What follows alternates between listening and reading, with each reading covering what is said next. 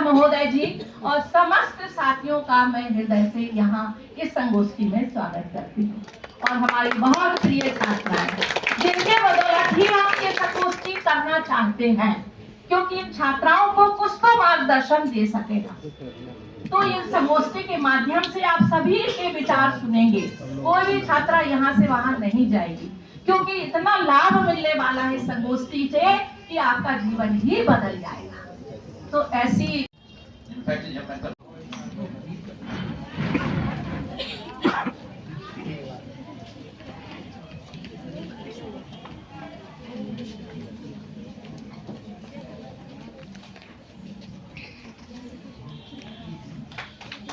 चलिए, हमारे महाविद्यालय की ओर से छोटा सा स्मृति चिन्ह है जो आपकी यादों में हमें हमेशा जिंदा रखेगा। इसके पश्चात मैं विषय पर प्रवर्तक के रूप में पधारे डॉक्टर पवन शर्मा सर को स्मृति चिन्ह भेंट करने हेतु सादर आमंत्रित करती हूँ। डॉक्टर राजकुमार सर और डॉक्टर डी.के. गुप्ता सर को।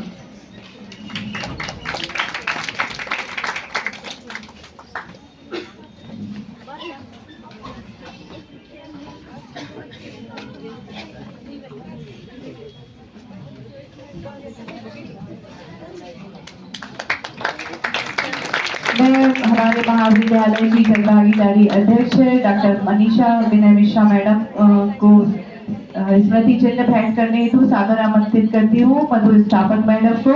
मैडम आप आइए, मैडम को स्मृति चिन्ह भेंट कीजिए। मेरा सदन से आग्रह है, जोरदार करतल ध्वनि के माध्यम से हमारे सभी सम्मानीय अतिथियों का हम आभार व्यक्त करें। निश्चित तौर पे आज आपको सुन के हम बहुत गौरवान्वित हैं और हमारा इस विषय पर बहुत ज्ञान का विस्तार भी हुआ है। निश्चित तौर पर छात्राओं से अनुरोध करतल ध्वनि से हमारे सम्मानीय मंच का स्वागत करेंगे।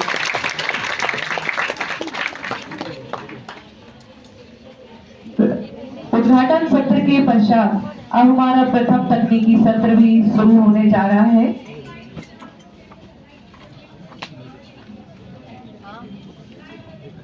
मैं डॉक्टर प्रहलाद अहिरवार सर को सादर आमंत्रित कर रही हूँ इस तकनीकी सत्र के संचालन हेतु।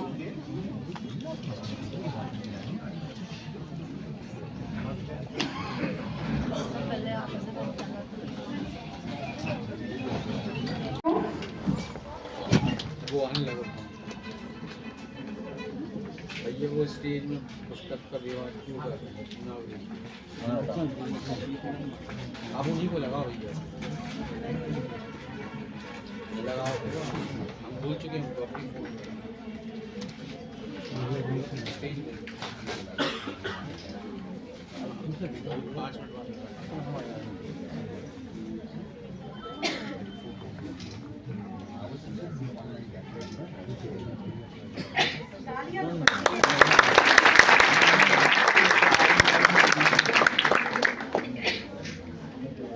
आप सभी को बहुत बहुत धन्यवाद।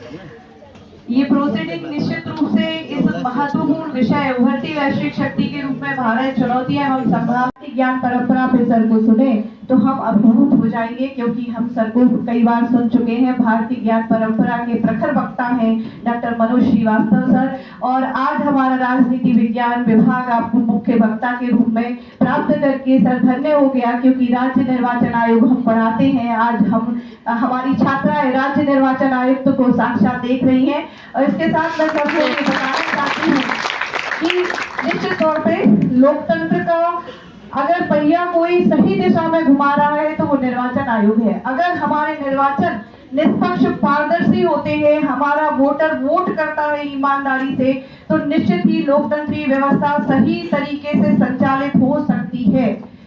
निर्वाचन आयोग हमारा संवैधानिक निकाय है, आजादी से लेकर अब तक, और मुझे विश्वास है हमेशा बहुत ही ईमानदारी और निष्पक्षता के साथ में कार्य करता रहा है। और यही कारण है कि हम 100% मतदान ना कर पा रहे हो, लेकिन 100% मतदान की तरफ हम निरंतर आगे बढ़ रहे हैं, क्योंकि स्वीप जैसी गतिविधियां जब निर्वाचन आयोग संचालित कर रहा है, जिसके राज्य निर्वाचन आयोग पे जो निर्वाचन आयोग के मुखिया यहाँ पर बैठे हैं, उन्हीं के मार्गदर्शन में इस प्रकार की गतिविधियां आयोजित होती है। और हमारे महाविद्यालय में मैं स्वयं इसकी नोडल अधिकारी के तौर पर कार्य करती हूँ। तो ये जो युवा पीढ़ी यहाँ पर बैठी हुई है, निश्चित आपसे प्रेरणा प्राप्त करेगी और लोकतंत्र के वाहक के रूप में ये लोग कार्य करेंगे। सर, मैं आपको सादर आमंत्रित करती हूँ आपके ऊर्जावान उद्बोधन हेतु।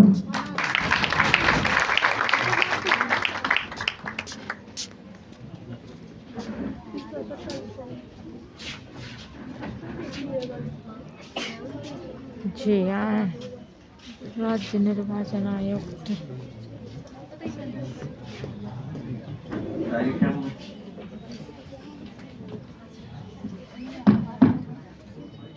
कार्यक्रम के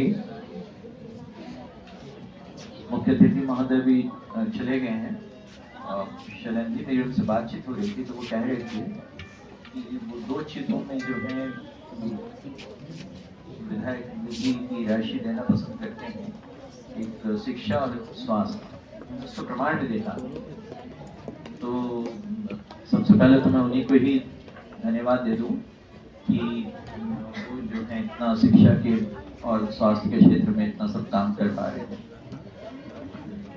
विषय प्रवर्तक आदरणीय पवन शर्मा जी, मेरे साथी इसलिए कि हम लोग जो है एक साथ पढ़ाते थे कि कॉलेज में, आनंद तिवारी जी, मनीषा जी, मैडम त्रिपाठी जी का मैंने मुझे दूसरी बार बुलाया है, और राजनीति विज्ञान वाले ही आपकी जो है शाखा वही बुलाती है मुझे।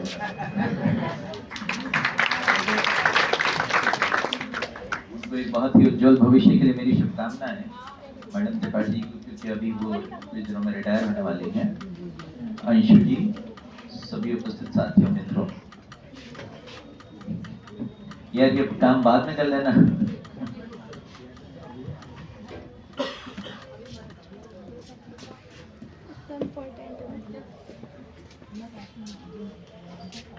तो विषय ये था उभरती वैश्विक शक्ति के रूप में भारत, चुनौती और संभावनाएं।